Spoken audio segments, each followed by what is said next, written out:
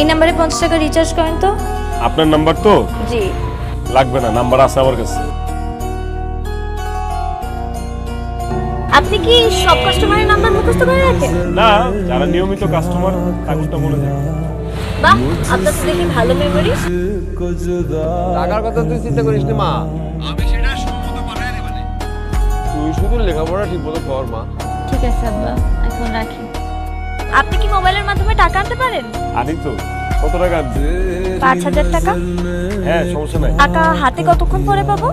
সাথে সাথে এখন পাঠাইলে এখনই দিয়ে দিব। না, এখন পাঠাবে না, কাল পাঠাবে। টাকাটা কে পাঠাবে? কে পাঠাবে এই তথ্য কি লাগে নাকি?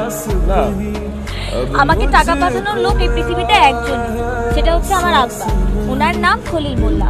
উনি পেশায় একজন রিক্সা চালক আর জন্মসূত্রে উনি বাংলাদেশের নাগরিক। আর কিছু লাগবে?